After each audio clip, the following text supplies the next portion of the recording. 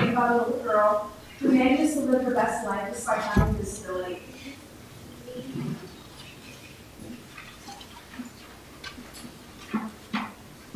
Susan Laughs by Deanne Willis, illustrated by Tony Ross. Susan laughs, Susan sings. Susan flies, Susan swings. Susan's good, Susan's bad. Susan's happy, Susan's sad.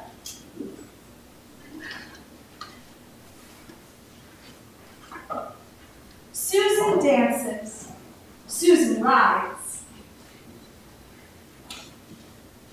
Susan swims, Susan hides. Susan's shy, Susan's loud. Susan's angry, Susan's proud. Susan slashes, Susan spins. Susan waves, Susan grins. Susan's right, Susan's wrong. Susan's weak, Susan's strong. Everyone's weak. In their own ways, yes, but everyone's also really strong in their own ways. And I think Susan is really strong. Susan trots, Susan rows. Susan paints, Susan grows. Susan feels, Susan fears. Woo! Susan laughs. Ha ha ha! Susan hears.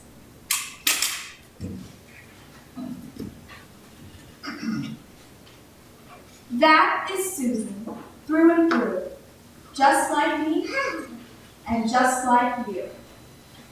That's very long. But what did we learn from this story? Don't you see how kids with disabilities are just kids like us? Mm-hmm. And do you think that since they're kids just like us, we should treat them all the same as we treat our own friends? Yeah. And we need to take special care to make sure that they feel included too, right? Yeah, sometimes I play with my cousins and sometimes I don't include my sister. Well, we gotta make sure that we include everyone, because everyone laughs and everyone sings. And everyone is a kid, just like you guys. Well, not everyone. Not everyone. I don't think everyone is here as a kid, but we're all people, and we gotta treat everyone with respect. And we gotta make sure that everybody feels just as happy as we do, inside and out. Guys ready to go downstairs? Yeah.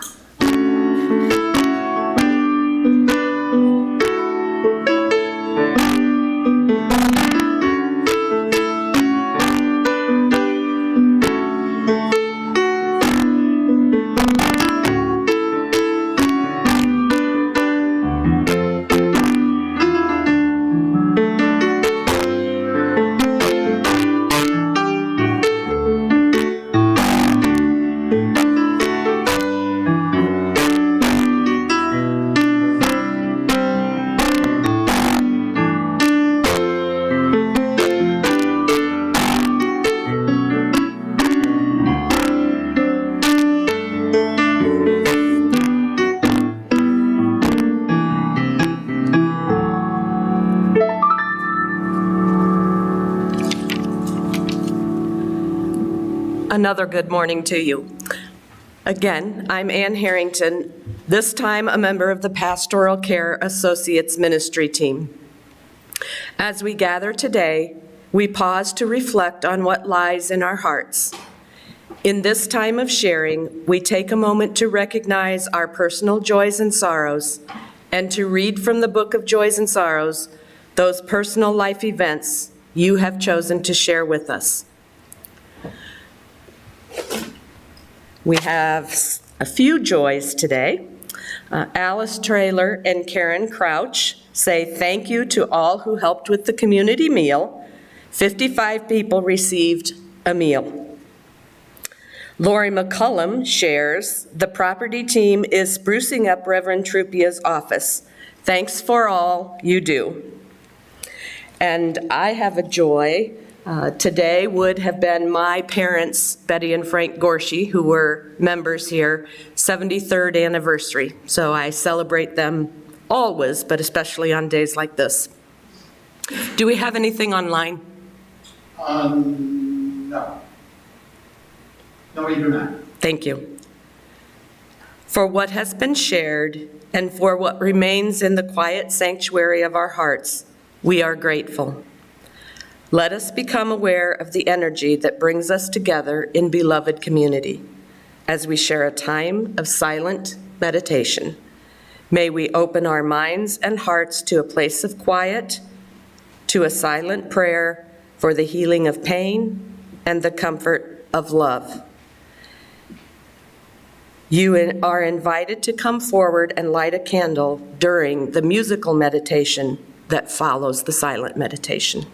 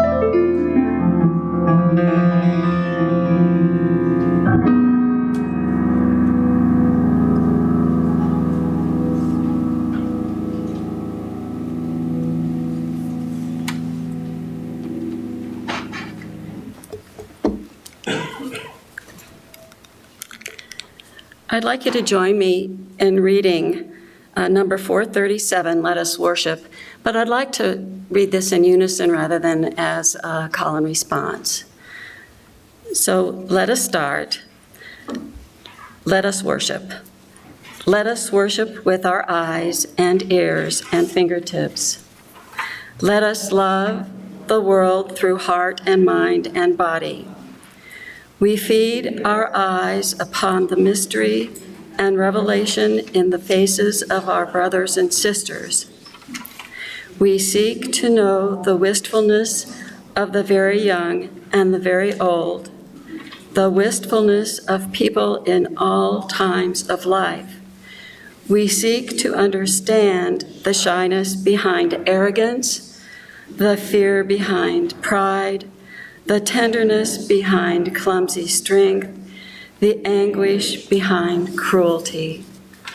All life flows into a great common life if we will only open our eyes to our companions. Let us worship, not in bowing down, not with closed eyes and stopped ears. Let us worship with the opening of all the windows of our beings, with the full outstretching of our gifts.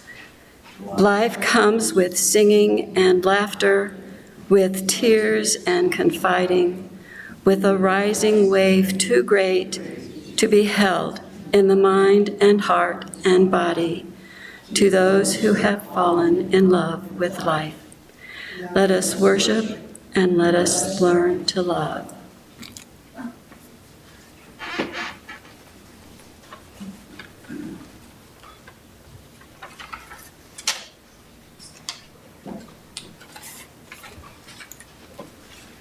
The congregation is supported by the pledges of our members and friends.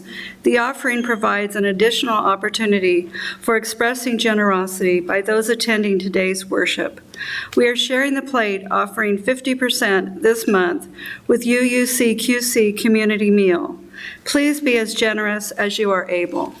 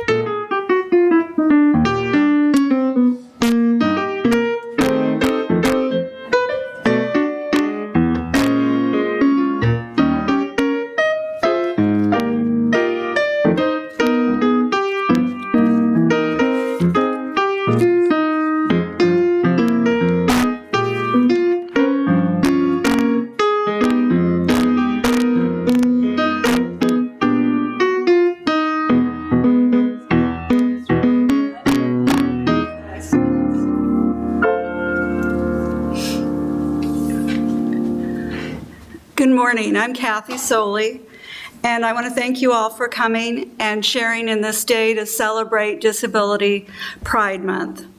When Cathy and I were thinking about what to share with you today, I hesitated to speak about disability because I'm no expert, and I don't feel like I really have credentials to back up me giving you a lot of information.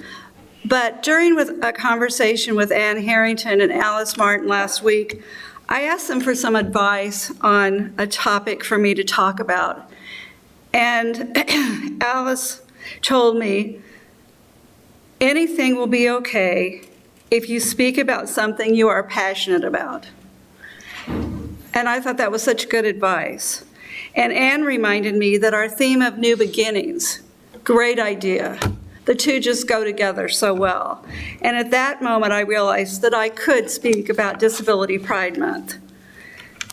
As a congregation, we are considering new beginnings. And last week, John gave us a wonderful message with the butterfly motif. And I hope to carry on from there and talk about new beginnings as well.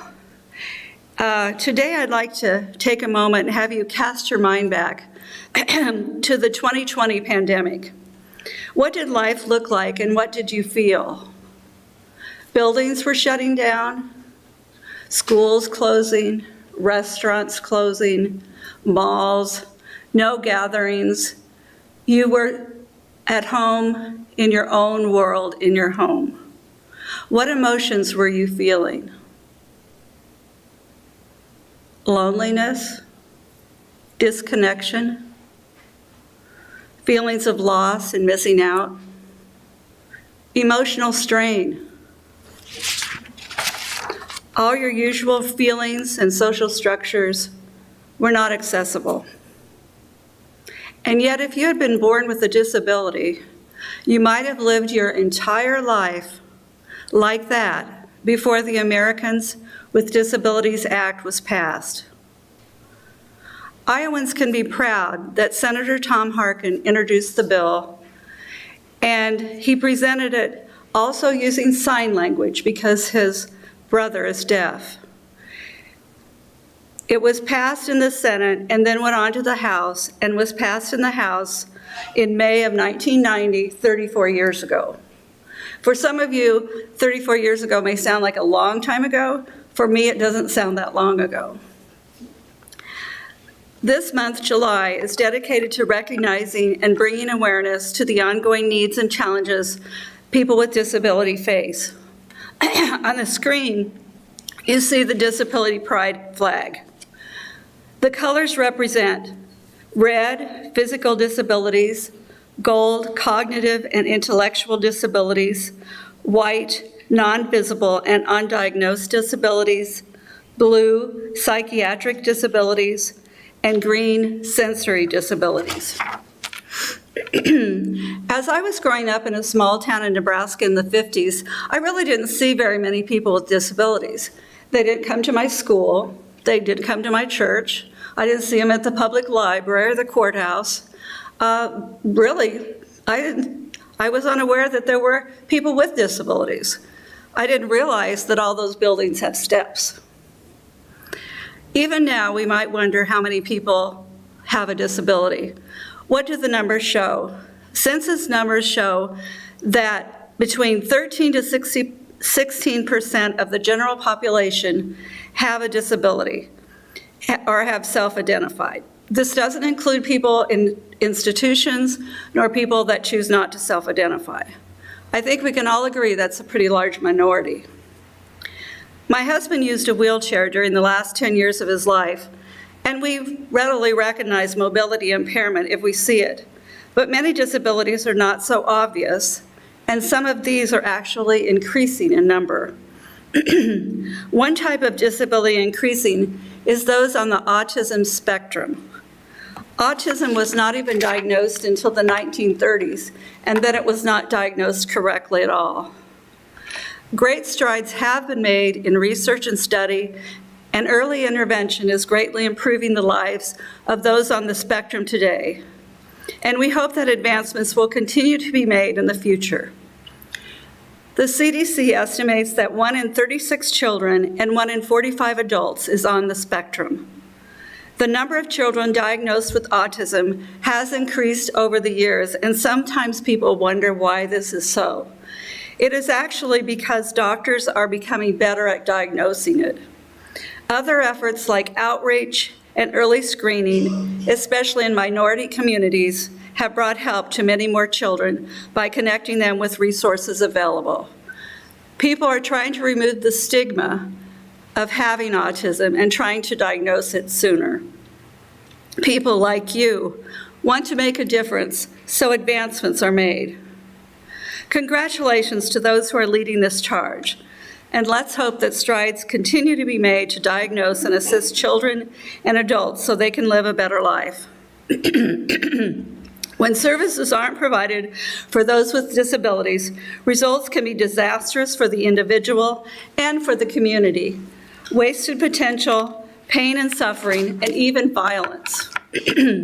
One stark fact, according to the March 2021 U.S. Department of Justice report, figures show that 40% of the federal and state prison populations are people with disabilities. 23% have a cognitive disability. And these numbers don't even include prisoners with psychological disorders or those who choose not to self-identify. I believe that we are only begun to take care of the people in our community. Throughout history, many remarkable individuals with disability have made great contributions to our world. Consider Franklin Roosevelt, who led the U.S. through the Great Depression and World War II, despite being paralyzed from the waist down due to polio. It's interesting to note that for the most part, Roosevelt engaged in what his biographer Hugh Gallagher called a splendid deception. FDR worked hard to appear as if he could walk, even though he really couldn't. He had heavy steel braces attached to his legs so that people could hold him up and make it look like he was standing. He was rarely photographed in a wheelchair. Historians suggest that he hid his paralysis because it was believed that the public would not knowingly elect a person with a disability. It's sad that he could not present himself authentically in public for fear of scrutiny that would affect confidence in his leadership. Another historical figure I'd like to talk about is Helen Keller, who overcame the immense challenges of being both blind and deaf to become an influential author, activist, and lecturer. Did you know that she was the co-founder of the American Civil Liberties Union? She also was a key figure in influencing the removal of disabled individuals from asylums, promoting the organization of commissions for the blind in 30 states, and advocating for equal opportunities in education, employment, and independence for people with disabilities. She wrote beautiful inspirational books and 475 speeches and essays on topics such as faith, blindness prevention, birth control, the rise of fascism in Europe, and even atomic energy. I'd like to share an excerpt from Helen Keller's The Story of My Life that reminds me of the new beginning thing that we have been exploring here at our church. It describes her new beginning. The most important day I remember in all my life is the one on which my teacher, Ann Mansfield Sullivan, came to me. I am filled with wonder when I consider the immeasurable contrasts between the two lives which it connects. It was the 3rd of March, 1887, 3 months before I turned 7 years old. On the afternoon of that eventful day, I stood on the porch, dumb, expectant. I guessed vaguely from my mother's signs and from the hurrying to and fro in the house that something unusual was about to happen. So I went to the door and waited on the steps. The afternoon sun penetrated the mass of honeysuckles that covered the porch and fell on my upturned face. My fingers lingered almost unconsciously on the familiar leaves and blossoms which had just come forth to greet the sweet southern spring. I did not know what the future held of marvel or surprise for me. Anger and bitterness had preyed upon me continually for weeks, and a deep languor had succeeded this passionate struggle. Have you ever been at sea in a dense fog when it seemed as if a tangible white darkness shut you in, and the great ship, tense and anxious, groped her way toward the shore with plummet and sounding, and you waited with beating heart for something to happen? I was like that ship before my education began. Only I was without compass or sounding line and had no way of knowing how near the harbor was. Light, give me light, was the wordless cry of my soul, and the light of love shone on me in that very hour. She writes with such lyrical beauty and so much power that it's impossible not to be deeply affected by her prose, and hopefully we can all find inspiration. FDR and Helen Keller, among many others, have shown incredible resilience and strength, demonstrating that disabilities do not define one's potential, and that the community at large is changed and enriched by including everyone. And yet in our history, those with disabilities were separated from the mainstream, and locked away to live an existence very much like what we all felt in 2020. I would like to share a personal story that is very close to my heart. My late husband, Terry, who passed away 2 years ago, was diagnosed with polio at the tender age of 9 months. He spent most of his childhood on and off at the Gillette Hospital for Crippled Children in Minneapolis, Minnesota. He was born in 1945, and when he was 9 months old, he was admitted to the hospital where he stayed until he was about 5 years of age, with no visits back home. His family lived in Winger, Minnesota, which is 250 miles north of Minneapolis, almost at the Canadian border, and it was difficult traveling on the 2-lane highways of that era that crisscrossed and wound their way through every single little town, let alone brave the snowy northern Minnesota in the winter, so they seldom were able to visit. But his mother wrote to him every single day. All he knew was the inside of the hospital and the limited grounds where he would be wheeled out if he was well enough and the weather was good enough and there was someone to do it. Did he look out the windows and watch the seasons and years go by and wonder what was out there? I hope they had big windows for the kids to gaze out into the world. His daily routine was restricted to his hospital bed. Oh, perhaps they had a playroom where the children could be taken if they were well enough. He told me the highlight of his week was movie night. This was before hospitals had TVs. Once a week, all the children that could be transported would be moved to a large room to see a movie. That was his world. You wonder what his thoughts were when his mother came for him, a woman he barely knew, this letter writer that he had visited with rarely, and she told him she'd take him home. Did they hurriedly pack his few belongings and head out to the train station? I can imagine how a little boy would be so thrilled to see all the trains and get to ride on one. After they boarded the train and settled in, he innocently asked his mother what hospital ward they were going to. And then she realized he had no inkling of the outside world. All he knew was the hospital and wards and thought he was going to another ward. His little world was about to expand more than he had imagined. Terry returned to the hospital frequently throughout his first 13 years and received much of his education in the hospital. I've seen his report cards. It appears the schooling was intermittent at best. He was blessed with high intelligence, and the lack of schooling didn't hold him back. His childhood was marked by numerous surgeries on his spine and legs. One leg was paralyzed and stunted, which made it hard for him to coordinate his 2 legs to walk. So one painful experimental surgery placed a long metal rod in his longer leg to prevent it from growing any longer than his polio-afflicted leg. However, just 6 weeks later, the rod had to be removed, and he needed another surgery to take it out because the afflicted leg had grown longer instead, exactly the opposite of the intention of the surgery. So another painful surgery was performed. The result was a painful recovery with rehab and even worse. His previously unaffected leg now also needed an assistive device. And so rather than helping, the surgery did more damage. He then had to wear a platform shoe to balance the difference. But despite these challenges, he eventually learned to walk with crutches and wore a brace on his afflicted leg.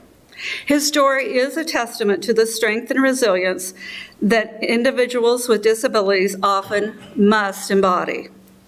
It's also about his new beginning, and he embraced it wholeheartedly. Never one to ask for pity or spend time lamenting his troubles, he always looked on the bright side. Minneapolis is a big city, and he experienced greater diversity as he interacted with all kinds of people and other cultures in the hospital. He grew up without the petty bigotry he might have learned in his small town.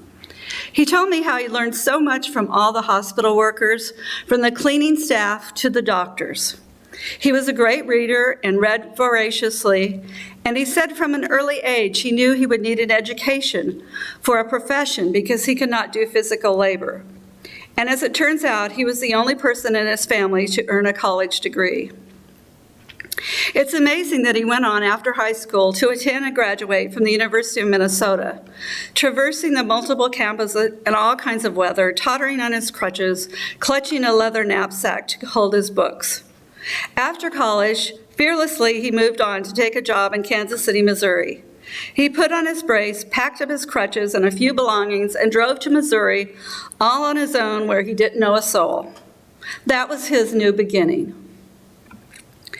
This year's theme for Disability Pride Month is "We Want a Life Like Yours."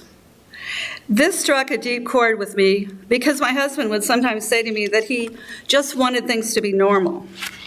At first I found this puzzling because what is this normal? My parents and my teachers encouraged me to excel and to stand out, to reach for the stars. What was this notion, trying to be normal? It took living with my husband for over 30 years to understand his perspective. To him, normal meant having meaningful work or career, a family, and a place in the community, things often not offered to people with disabilities. He didn't want to be the movie stereotype of a person with a disability. He didn't see himself as a hero or someone to be saved or honored or even to inspire others. He just wanted a life like everyone else. And I think that's what the theme is telling us today. Today, people with disabilities continue to face significant barriers. Accessibility in public spaces, equal opportunities, and comprehensive health care are just a few areas where progress is still needed. We must advocate for policies and practices that promote inclusivity and equal rights for all individuals, regardless of their physical or mental abilities. Progress has been made, but much more is needed, and advocacy is so important. As members of this congregation, there are several ways we can contribute to raising awareness and supporting individuals with disability. Educate ourselves and others about the challenges faced by individuals with disabilities, support policies and organizations that promote accessibility and equal rights, ask if people need assistance, such as transportation or with daily tasks, foster an inclusive environment where everyone feels welcome and valued. Listen to the experience of individuals with disabilities, learn from their stories and perspectives to better understand their needs and how we can help. As we celebrate Disability Pride Month, we can honor the courage and contributions of those who have come before us, and now see some of the challenges those with disabilities face.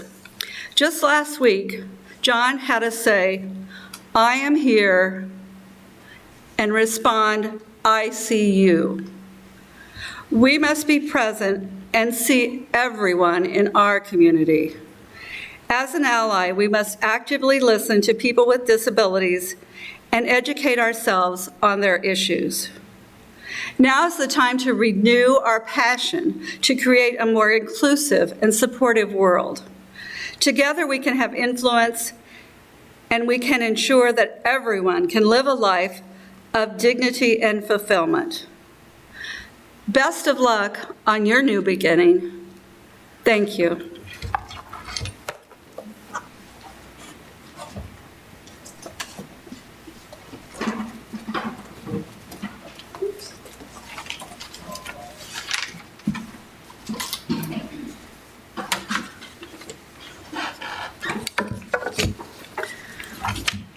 Well, I found that quite powerful, and I hope we all take something away from that. Thank you very much, Cathy. Our closing words are by Mother Teresa. Love cannot remain by itself. It has no meaning. Love has to be put into action, and that action is service. Whatever form we are, able or disabled, rich or poor, it is not how much we do, but how much we put in the doing, a lifelong sharing of love with others. Now, join me in extinguishing the flame. Oh, what? Oh, well, let's first sing the closing hymn. Thank you very much. Oh, please join us in singing hymn 1008.